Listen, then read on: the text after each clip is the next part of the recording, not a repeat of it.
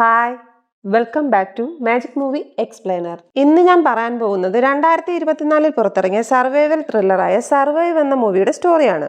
മകന്റെ ബർത്ത്ഡേ പാർട്ടിക്ക് 4 പേരടങ്ങുന്ന ഒരു ഫാമിലി ബോട്ടുമായി കടലിൽ പോകുന്നു. ആ സമയം രാത്രി കടലിൽ ഉൽക്ക പതിക്കുന്നു. പിറ്റേന്ന് രാവിലെ നോക്കുമ്പോൾ കടലിൽ വെള്ളമില്ല. അവിടെ നിന്ന് സർവൈവ് ചെയ്ത് വരാൻ ശ്രമിക്കുന്ന ഒരു ഫാമിലിയുടെ സ്റ്റോറിയാണിത്. ഒരു വൺ ലൈനിലൂടെ ഈ സിനിമയെ കുറിച്ച് പറഞ്ഞു പഠിപ്പിക്കാൻ പറ്റില്ല.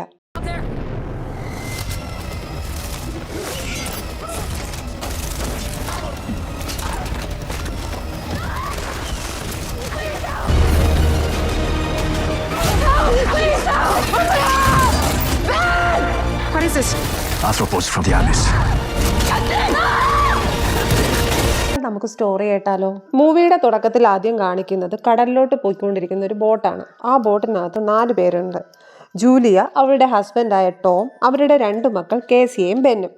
ബെന്നിന്റെ ബർത്ത്ഡേ പാർട്ടിക്ക് വേണ്ടിയിട്ടാണ് അവർ കടലിലോട്ട് പോകുന്നത്. ബോട്ട് സ്ലോ ആകുന്ന സമയത്ത് ജൂലിയക്ക് ഒരു ആഗ്രഹം, ഒന്ന് നീന്തിയാലോ? ജൂലിയ മകളായ കേസിയോട് പറയും, ഞാൻ കടലിലോട്ട് ഇറങ്ങുവാണ്, മോളൊന്ന് ശ്രദ്ധിച്ചേക്കണം. കേസി അമ്മയോട് ഓക്കെ പറയും. ചെവിയിൽ ഹെഡ്സെറ്റും വെച്ച് പാട്ടും കേട്ടിരിക്കുമായിരിക്കും. അതേസമയം ജൂലിയ നീന്താനായി കടലിലിറങ്ങും. മറുസൈഡിൽ ഹസ്ബൻഡായ ടോമും മകനായ ബെന്നും ചൂണ്ടയിടും.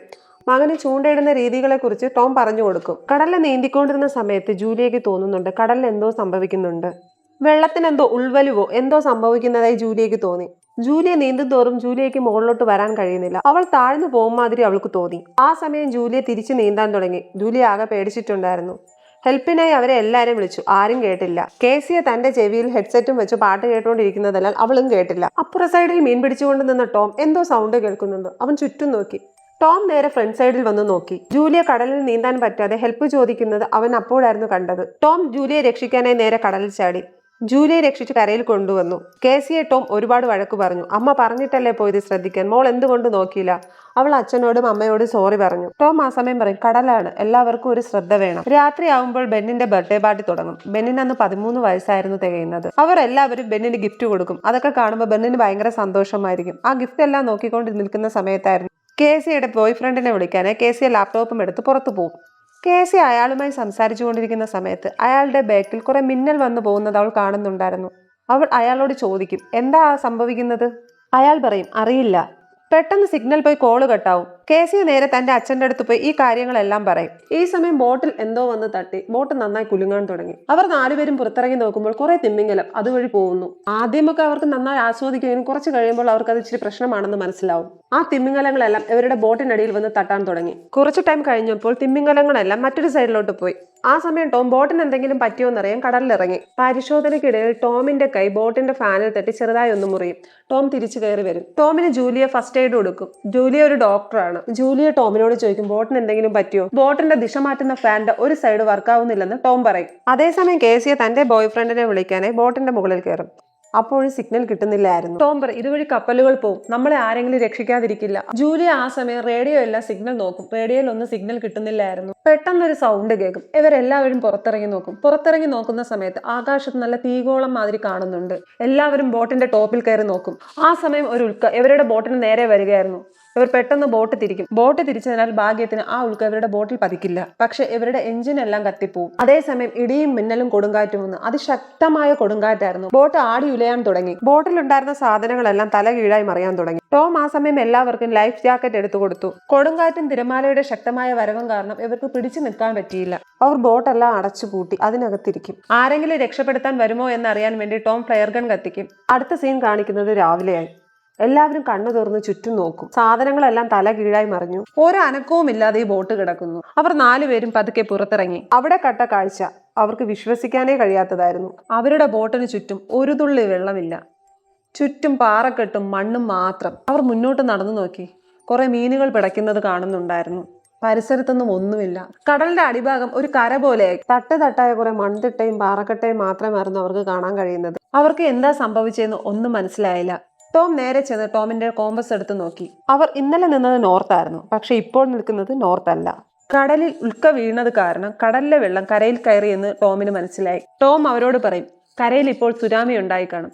കേസിക്ക് ആ സമയം നല്ല വിഷമമാവും. കാരണം അവളുടെ ബോയ് ഫ്രണ്ട് കരയിലാണല്ലോ. അവൻ മരിച്ചു പോയിട്ടുണ്ടാവുമെന്ന് പറഞ്ഞ് അവൾ കരയാൻ തുടങ്ങും. ബെൻ തന്റെ കയ്യിൽ ഉണ്ടായിരുന്ന ബലൂണുകളെല്ലാം കൂട്ടിക്കെട്ടി ആകാശത്തോട്ട് പറത്തിവിടും. ഇവിടെ തങ്ങൾ പെട്ടുകിടക്കുകയാണ്, ആരെങ്കിലും രക്ഷിക്കാൻ വരികയാണെങ്കിൽ വരട്ടെ എന്ന് കരുതിയായിരുന്നു അവൻ അത് ചെയ്യുന്നത്. ഇത് കാണുന്ന ടോമും ജൂലിയും അവനെ സപ്പോർട്ട് ചെയ്യും. ടോം അവിടെ സിഗ്നൽ കിട്ടാൻ എന്തെങ്കിലും വഴിയുണ്ടോ എന്ന് ശ്രമിക്കും. അങ്ങനെ അതിനിടയിൽ എങ്ങനെയോ അത് മറ്റൊരു ബോട്ടിലോട്ട് കണക്ട് ആവും. ഈ രണ്ട് ബോട്ടുകാർക്കും പക്ഷെ പുറത്തോട്ട് കണക്ട് ചെയ്യാൻ പറ്റത്തില്ലായിരുന്നു. അവർ തമ്മിൽ സംസാരിച്ചപ്പോൾ അവർക്ക് മനസ്സിലായി, ചുരുങ്ങിയ ദിവസത്തിനകം ഇപ്പോൾ പോയ വെള്ളമെല്ലാം തിരിച്ചു വരും. അത് തിരിച്ചു വരുന്നതിനകം അവർക്ക് ഇവിടെ നിന്ന് രക്ഷപ്പെടണം. അപ്പുറ സൈഡ് ഉണ്ടായിരുന്ന അയാൾക്ക് മുങ്ങിക്കപ്പലായിരുന്നു. ടോം അയാളോട് ചോദിക്കും, ഞങ്ങളെ കൂടെ ആ മുങ്ങിക്കപ്പലിൽ കൊണ്ടുപോകാൻ പറ്റുമോ? അപ്പോൾ അയാൾ പറയും, നിങ്ങൾ 4 പേരില്ലേ, ഇതിൽ ഇനി 2 പേരെ മാത്രമേ കൊണ്ടുപോകാൻ പറ്റുകയുള്ളൂ. ആ സമയം ടോം കുട്ടികളോട് പറയും, നിങ്ങൾ താഴേക്ക് പോകൂ. അവർ താഴേക്ക് പോകും. ആ സമയം ടോം ചോദിക്കും, എന്റെ 2 മക്കളെ അതിൽ കയറ്റാൻ പറ്റുമോ? അയാൾ അതിന് സമ്മതിക്കും. ടോം ജൂലിയോട് പറയും, അവർക്ക് 2 പേരെ മാത്രമേ രക്ഷിക്കാൻ കഴിയുകയുള്ളൂ. നമ്മുടെ 2 മക്കളെയും അവർ സുരക്ഷിതമായി എത്തിക്കും. അവർ 2 പേരും പരസ്പരം സമാധാനിക്കും. അങ്ങോട്ടേക്ക് എത്താനുള്ള മാപ്പ് എല്ലാം ടോം തയ്യാറാക്കും. ഇവിടുന്ന് കുറച്ച് ദൂരം ഉണ്ടായിരുന്നു അങ്ങോട്ടെത്താനായി. അവർ സാധനങ്ങളെല്ലാം പാക്ക് ചെയ്യാൻ തുടങ്ങും. ആ സമയമായിരുന്നു ടോം കാണുന്നത് അങ്ങോട്ടേക്ക് ഒരാൾ വരുന്നത്. ആ വരുന്ന ആളിന്റെ കൂടെ ഒരു നായ ഉണ്ടായിരുന്നു. അയാൾ നല്ല ക്ഷീണിതനുമായിരുന്നു. വരുന്നയാൾ ക്ഷീണിതനാണെന്ന് മനസ്സിലായ ടോം അയാൾക്ക് കുറെ വെള്ളവുമായി അയാൾ അടുത്തെത്തും. അയാളുടെ കയ്യിൽ ഒരു കത്തി ഉണ്ടായിരുന്നു. അയാൾ അത് താഴെ ഇട്ടിട്ട് ടോം കൊടുക്കുന്ന ആ വെള്ളം വാങ്ങി കുടിക്കും. അയാളോട് ടോം ചോദിക്കും, നിങ്ങൾ എവിടെന്നാ വരുന്നത്? നിങ്ങളുടെ കപ്പൽ എവിടെയാണ്? നിങ്ങളുടെ കൂടെ വേറെ ആൾക്കാരുണ്ടോ? ഇതെല്ലാം ടോം ചോദിക്കും. പെട്ടെന്നായിരുന്നു ആ വെള്ളം കൊടുത്ത ബോട്ടിൽ മാറി ടോമിന്റെ തലക്കിട്ട് അയാൾ ഒരൊറ്റ അടി കൊടുക്കും. അടി കൊണ്ട് നിലത്ത് വീഴുന്ന ടോമിനെ ആ ദുഷ്ടനായ അയാൾ തന്റെ കയ്യിലുണ്ടായിരുന്ന കുന്തം പോലത്തെ കത്തി എടുത്ത് കുത്തി കുത്തി കൊല്ലും. അങ്ങോട്ടേക്ക് വന്നുകൊണ്ടിരുന്ന ജൂലി ഇത് കാണും. അവൾ ഇത് കണ്ട് നിലവിളിക്കാൻ തുടങ്ങും. അകത്തു നിന്ന് ടോമിന്റെ മകനും ഇത് കാണും. പക്ഷെ കേസിയ ഇതൊന്നും കാണാതെ തന്റെ ചെവിയിൽ ഹെഡ്സെറ്റും വെച്ച് പാട്ടും കേട്ട് ഫുഡും കഴിച്ചിരിക്കുമായിരിക്കും. അയാൾ ടോമിനെ കുത്തി കൊലപ്പെടുത്തിയ ശേഷം നേരെ ജൂലിയയുടെ ബേക്കേ ഓടും. ജൂലിയ അവിടെ നിന്ന് ഓടി രക്ഷപ്പെടാൻ ശ്രമിക്കും. ജൂലിയ നേരെ ബോട്ടിനകത്ത് കയറി ഡോർ അടയ്ക്കും. അവരുടെ 2 കുട്ടികളെയും കൗച്ചിനടിയിലുള്ള ബോക്സിനകത്താക്കി അടച്ചു വെക്കും. അവർ 2 പേരെയും സുരക്ഷിതമാക്കിയതിനു ശേഷം ജൂലിയ ബോട്ടിന്റെ പൊട്ടിയ സൈഡിൽ കൂടെ പുറത്തിറങ്ങും. അയാൾ വാതിൽ പൊട്ടിച്ച് അകത്ത് കയറും. അവിടെ കഴിക്കാനുണ്ടായിരുന്ന സാധനങ്ങൾ മൊത്തം കഴിക്കും. അയാൾ അവിടെ എല്ലാം പരിശോധിക്കും. പക്ഷെ അവിടെ ആരെയും കാണുകയില്ല.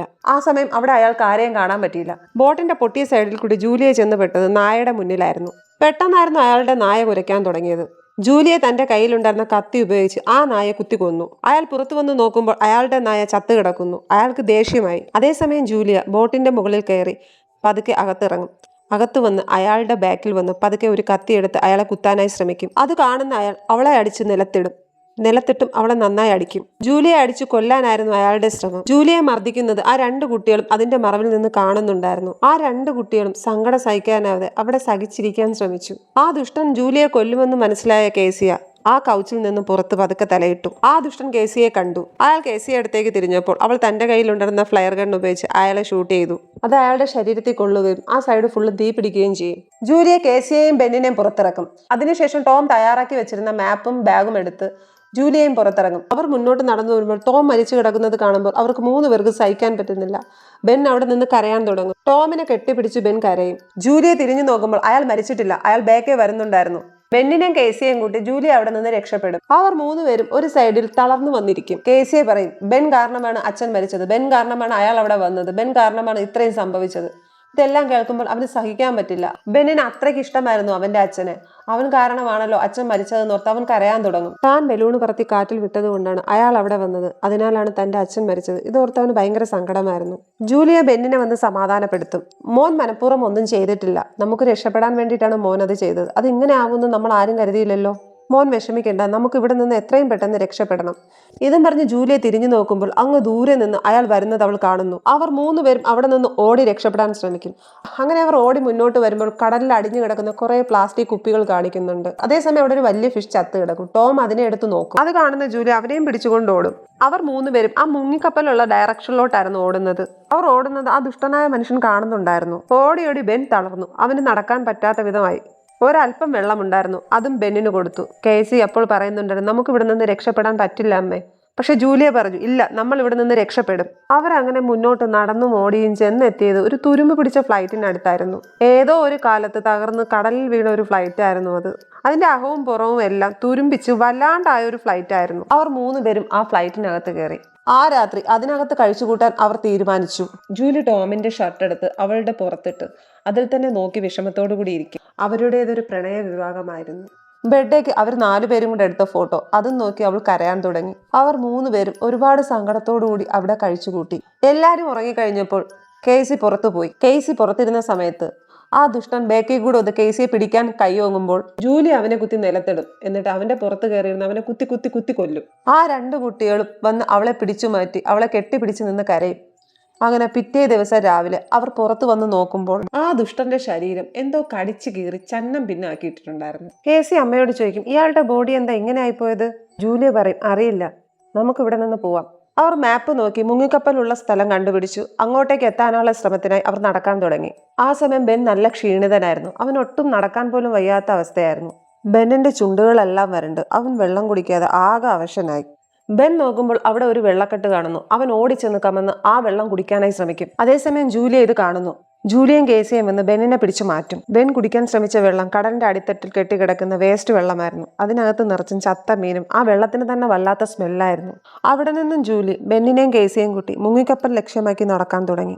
വെയിൽ കാരണം അവർക്ക് മുന്നോട്ട് നടക്കാനായി നന്നായി ബുദ്ധിമുട്ടി. അതേസമയം അവിടെ കുറെ ചെയർ മാതിരി പൊട്ടിക്കിടക്കുന്ന കുറെ വേസ്റ്റുകൾ അവർ കണ്ടു. അവരതെല്ലാം പിറക്കിയെടുത്തു. അതിനെ ഒരു കൂടാരം പോലാക്കി അതിനകത്ത് അവർ വിശ്രമിക്കാൻ തുടങ്ങി. അങ്ങനെ വിശ്രമിച്ചുകൊണ്ടിരിക്കുന്ന സമയത്ത് ജൂലിയെ പുറത്തൊരു സൗണ്ട് കേൾക്കുന്നു. അവൾ പതുക്കെ പുറത്തു വന്ന് നോക്കും. ഒന്നും കാണുന്നില്ല. അവൾ കുറച്ചുകൂടെ മുന്നോട്ട് നടന്നു വന്ന് നോക്കുമ്പോൾ അവൾ എന്തോ ഒരു കാഴ്ച കണ്ട് ഞെട്ടി തിരിച്ചോടുന്നു. ജൂലിയ കൂടാരത്തിൽ വന്ന് കുട്ടികളെയും കൂട്ടി നേരെ പുറത്തേക്ക് ഇറങ്ങി ഓടാൻ തുടങ്ങി. ഓടി അവർ മുന്നോട്ട് ചെല്ലുമ്പോൾ കാണുന്നത് ഒരു കണ്ടെയ്നർ കപ്പലിൽ നിന്ന് മറിഞ്ഞു കിടപ്പുണ്ടായിരുന്നു. ആ കണ്ടെയ്നറിന്റെ പുറത്ത് അവിടെ വൃത്തിയാക്കിക്കൊണ്ട് 2-3 ആൾക്കാരും ഉണ്ടായിരുന്നു. ആ കണ്ടെയ്നറിന്റെ അടുത്ത് ക്ലീൻ ചെയ്തുകൊണ്ടുനിന്ന ലേഡി ഇവരെ കണ്ട് മുന്നോട്ട് വരും. ആ സമയം അവിടെയുള്ളവരും ആ ലേഡിയും എന്തോ കണ്ട് പേടിച്ച് ബാക്കിലോട്ട് ഓടാൻ തുടങ്ങും. അവരെല്ലാവരും ആ കണ്ടെയ്നറിനകത്ത് കയറി അതിനകത്ത് ലോക്കിടും. ആ കണ്ടെയ്നർ ലോക്കിട്ടത് കാരണം ഇവർക്ക് 3 പേർക്കും അതിനകത്ത് കയറാൻ പറ്റില്ല. ഇവരെ ബേക്കേ വന്നുകൊണ്ടിരുന്നത് വലിയ ഞണ്ടുകളായിരുന്നു. അത് കൂട്ടം കൂടിയായിരുന്നു വന്നുകൊണ്ടിരുന്നത്. അത് ഉപദ്രവിക്കുന്ന ഞണ്ടുകളായിരുന്നു. ജൂലിയ ബെന്നിനെയും കേസിനെയും കണ്ടെയ്നറിന്റെ മണ്ടയെ കയറ്റും. അവസാനമാണ് ജൂലിയ കയറാൻ ശ്രമിക്കുന്നത്. അതേസമയം ജൂലിയയുടെ കാലിൽ ഒരു ഞണ്ട് കടിക്കും. അവൾ എങ്ങനെയോ രക്ഷപ്പെട്ട് മുകളിലെത്തും. ആ കണ്ടെയ്നറിന് ചെറിയൊരു പൊട്ടലുണ്ടായിരുന്നു. ആ പൊട്ടലിലൂടെ ഞണ്ടുകൾ അകത്ത് കയറി അവിടെ ഉണ്ടായിരുന്നവരെ കടിച്ചു കൊല്ലാൻ ശ്രമിച്ചു. അവരുടെ കയ്യിലെ ആയുധം വെച്ച് അവർ അതിനെല്ലാം നശിപ്പിക്കാൻ ശ്രമിച്ചു. പക്ഷെ ഒന്നും നടന്നില്ല. ആ ഞണ്ടുകൾ അവരെല്ലാം കടിച്ചു കൊന്നു. ആ സമയം ജൂലിയ നന്നായി അവശയായി. അതിന്റെ കൂടെ ഞണ്ടിന്റെ കടിയും കൂടെ കൊണ്ടപ്പോൾ അവളുടെ ബോധം നഷ്ടപ്പെടുന്നതായി അവൾക്ക് മനസ്സിലായി. പതിയെ അവളുടെ ബോധം നഷ്ടപ്പെട്ടു. കുറച്ചു കഴിഞ്ഞ് അവൾ കണ്ണു തുറന്നു നോക്കി. അവൾ തന്റെ മക്കളെ കേസിയെയും ബെന്നിനെയും പേര് പറഞ്ഞു വിളിച്ചു കരയാൻ തുടങ്ങി. ഭയങ്കരമായ കൊടുങ്കാറ്റായിരുന്നു. കാറ്റിന്റെയും പൊടിയുടെയും കാരണം അവൾക്ക് നിൽക്കാൻ പോലും പറ്റാത്ത അവസ്ഥയായിരുന്നു. അതൊന്നും മൈൻഡാക്കാതെ ജൂലിയ തന്റെ മക്കളെ വിളിച്ചുകൊണ്ടേയിരുന്നു. ആ കൊടുങ്കാറ്റ് കാരണം അവൾക്ക് മുന്നോട്ട് നടക്കാൻ പോലും പറ്റില്ലായിരുന്നു. ആ സമയം കേസിയെ ഓടി വന്ന് തന്റെ അമ്മയെ കെട്ടിപ്പിടിക്കും. ഇത് കാണുന്ന ജൂലിക്ക് ഒരുപാട് സന്തോഷമാവും. അവൾ ചോദിക്കും, ബെൻ എവിടെ? അവൾ അപ്പോൾ ബെന്നിന്റെ അടുത്തേക്ക് അവളെ കൂട്ടിക്കൊണ്ടു പോകും.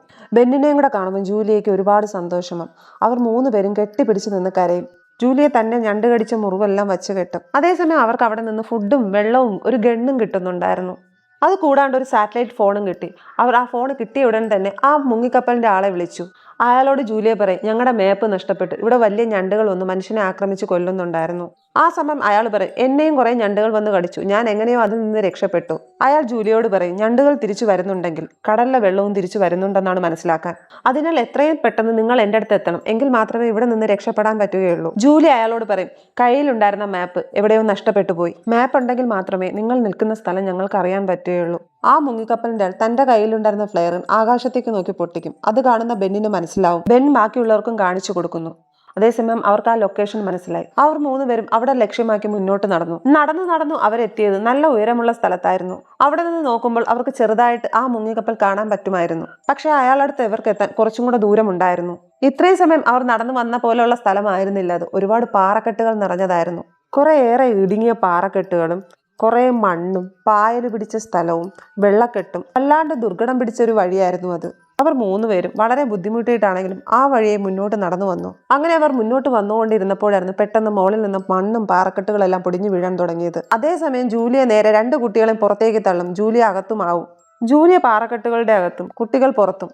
കേസിയും ബെന്നിനും നല്ല വിഷമമ്മ. അവർ കരയാൻ തുടങ്ങും. അമ്മയെ വിളിച്ച് അവർ കരയും. അതേസമയം ജൂലിയ പറയും, നിങ്ങൾ ഇവിടെ നിന്ന് എത്രയും പെട്ടെന്ന് രക്ഷപ്പെടാൻ ശ്രമിക്കണം. അമ്മയെ നിങ്ങൾ നോക്കണ്ട, നിങ്ങൾ പെട്ടെന്ന് രക്ഷപ്പെടാൻ ശ്രമിക്കൂ. അവർ 2 പേരും അമ്മ കൂടെ ഇല്ലാതെ പോവില്ല എന്ന് ഷാഠ്യം പിടിക്കും. ജൂലിയ അവരെ 2 പേരെയും വഴക്കു പറയും. ജൂലിയ കേസിയോട് പറയും, ബെന്നിനെയും കൂട്ടി നീ എത്രയും പെട്ടെന്ന് ഇവിടെ നിന്ന് രക്ഷപ്പെടണം. നിങ്ങൾ പെട്ടെന്ന് ആ മുങ്ങിക്കപ്പൽ ഉള്ളിടത്ത് എത്തണം. അമ്മയെ നോക്കണ്ട. കേസിയെ മനസ്സില്ലാ മനസ്സോടുകൂടി ബെന്നിനെയും പിടിച്ച് അവിടെ നിന്ന് ഓടും. അവർ 2 പേരും ഓടി ഒടുവിൽ ആ മുങ്ങിക്കപ്പൽ ഉള്ള സ്ഥലത്തെത്തും. അവർ നേരെ ആ മുങ്ങിക്കപ്പലിന്റെ ഡോർ തട്ടുമ്പോൾ അവിടെ ആരും ഉണ്ടായിരുന്നില്ല. ഇതേസമയം ജൂലിയയുടെ അടുത്ത് ഞണ്ടുകൾ വരാൻ തുടങ്ങി. ജൂലിയ തന്റെ കയ്യിൽ ഉണ്ടായിരുന്ന തോക്ക് ഉപയോഗിച്ച് വെടിവെക്കും തോറും അതിന്റെ വരവ് കൂടിക്കൊണ്ടേയിരുന്നു. അതേസമയം ആ മുങ്ങിക്കപ്പലിൽ ഉണ്ടായിരുന്ന അയാൾ അവിടെ വരും. അയാൾ നന്നായി അവശനായിരുന്നു. അയാൾ ആ ഞണ്ടുകൾ കടിച്ചിട്ടുണ്ടായിരുന്നു. അയാൾ കേസിയോട് ബെന്നിനോടും പറയും, എനിക്ക് ഇവിടെ നിന്ന് വരാൻ കഴിയുമെന്ന് തോന്നുന്നില്ല. നിങ്ങൾ ഇത് തുറന്ന് അതിനകത്ത് കയറി രക്ഷപ്പെടാൻ ശ്രമിക്കും. ആ മുങ്ങിക്കപ്പൽ 3 പേർക്ക് മാത്രമുള്ള സീറ്റായിരുന്നു. കേസി ബെന്നിനോട് പറയും, ഞാൻ അമ്മയെയും കൂട്ടി പെട്ടെന്ന് വരാം, നീ ഇവിടെ തന്നെ നിൽക്കണം. ബെൻ അപ്പോൾ കേസിക്ക് തന്റെ അമ്മ ഗിഫ്റ്റായിട്ട് കൊടുത്ത ആ ബ്രേസ്ലെറ്റ് കേസിയുടെ കയ്യിൽ ഇട്ട് കൊടുക്കും. കേസി അവിടെ നിന്ന് ജൂലിയുള്ള സ്ഥലത്തേക്ക് ഓടാൻ തുടങ്ങും. അതേസമയം ജൂലി തന്നാൽ കഴിയും വിധമല്ല ആ ഞണ്ടുകളെ കൊന്നുകൊണ്ടിരിക്കുകയായിരുന്നു. പക്ഷെ അത് കൂട്ടം കൂട്ടമായി ജൂലിയുടെ അടുത്തേക്ക് വന്നുകൊണ്ടേയിരുന്നു. ലാസ്റ്റ് അവളുടെ തോക്കിലുണ്ടായിരുന്ന വെടിയുണ്ടകളെല്ലാം തീർന്നു. താൻ മരിക്കാൻ പോവുകയാണെന്ന് മനസ്സിലായ ജൂലി അവിടെ ഒന്നും ചെയ്യാൻ കഴിയാതെ നിന്നു. അതേസമയം ജൂലിയെ കേസിയെ മോളിൽ വന്ന് വിളിക്കാൻ തുടങ്ങി. അവൾ അമ്മയോട് മുങ്ങിക്കപ്പലിലുണ്ടായിരുന്ന ആൾക്ക് സംഭവിച്ചതെല്ലാം പറഞ്ഞു. കേസിയെ പറയുന്നതെല്ലാം ജൂലിയെ ഇപ്പുറ സൈഡിൽ നിന്ന് കേൾക്കുന്നുണ്ടായിരുന്നു. എങ്ങനെയെങ്കിലും ഇവിടെ നിന്ന് രക്ഷപ്പെടണമെന്ന് ജൂലിയെ തീരുമാനിച്ചു. ഒരുപാട് ബുദ്ധിമുട്ടുകൾക്കൊടുവിൽ ജൂലിയ കേസിയുടെ അടുത്തെത്തി. അവർ രണ്ടുപേരും നേരെ മുങ്ങിക്കപ്പൽ ലക്ഷ്യമാക്കി ഓടാൻ തുടങ്ങി. ഓടി ഓടി അവസാനം അവർ മുങ്ങിക്കപ്പലിന്റെ അടുത്തെത്തും. അവർ അവിടെ നിന്ന് തിരിഞ്ഞു നോക്കുമ്പോൾ കാണുന്നത് അവരുടെ ബാക്കിൽ കുറേയേറെ ഞണ്ടുകൾ വരുന്നു. അതേസമയം ബെൻ തന്നാൽ കഴിയും വിധം തന്റെ കയ്യിലുണ്ടായിരുന്ന ഗൺ ഉപയോഗിച്ച് വന്നുകൊണ്ടിരുന്ന ഞണ്ടുകളെ വെടിവെച്ച് കൊന്നുകൊണ്ടേയിരുന്നു. അവർ ആ സമയം നിൽക്കുന്നത് മുങ്ങിക്കപ്പലിന്റെ മുകളിലായിരുന്നു. അവർ പെട്ടെന്ന് അതിനകത്ത് കയറി ഡോറുകളെല്ലാം ക്ലോസ് ചെയ്തു. അതേസമയം ആ മുങ്ങിക്കപ്പലിന്റെ പുറം മൊത്തം ഞണ്ടുകൾ കൊണ്ട് നിറഞ്ഞിരുന്നു. അവർ 3 പേര് സീറ്റ് ബെൽറ്റ് ആയിരുന്നു. അവർ നോക്കുമ്പോൾ ശക്തമായ തിരമാലകളോടെ കടലിലെ വെള്ളം തിരിച്ചു വരുന്നതാണ് അവർ കാണുന്നത്. അതിശക്തമായി കടൽ വെള്ളം വന്ന് ഈ കപ്പലിൽ അടിച്ചു. ഈ കപ്പൽ തലകീഴായി മറിയാൻ തുടങ്ങി. ഈ മറിച്ചിൽ കാരണം അതിനകത്തുണ്ടായിരുന്നവർ തല കീഴായിട്ട് മറിയാൻ തുടങ്ങി. ഈ പ്രഷർ താങ്ങാൻ പറ്റാതെ കേസിയും ബെന്നും ഛർദ്ദിച്ചു. ഇതേസമയം ജൂലിയുടെ മൂക്കിൽ നിന്നും ബ്ലഡും വരുന്നുണ്ടായിരുന്നു. ആ സമയം ജൂലിയുടെ മനസ്സ് ഫുള്ളും ടോമായിരുന്നു. ടോമുമായിട്ടുള്ള നല്ല നിമിഷങ്ങളും അവളുടെ ജീവിതത്തിൽ സംഭവിച്ച കാര്യങ്ങളെല്ലാം അവളുടെ മനസ്സിൽ മിന്നിമറഞ്ഞു. ആ സമയവും കപ്പൽ തലകീഴായി മറിഞ്ഞുകൊണ്ടിരിക്കുകയായിരുന്നു. ജൂലിയുടെ കണ്ണുകൾ മെല്ലെ അടഞ്ഞു. അവർ കണ്ണു തുറക്കുമ്പോൾ കാണുന്നത് അതുവരെ ഉണ്ടായിരുന്ന പ്രശ്നങ്ങളൊന്നുമില്ല കപ്പലിന്. കപ്പൽ എവിടെയോ ശാന്തമായി നിൽക്കുന്നുണ്ടായിരുന്നു. അവർ 3 പേരും പതുക്കെ ആ കപ്പൽ തുറന്ന് പുറത്തിറങ്ങി. ആ സമയം അവർ കാണുന്നത് അവർ കടലിലല്ല കരയിലെത്തിയിട്ടുണ്ട്.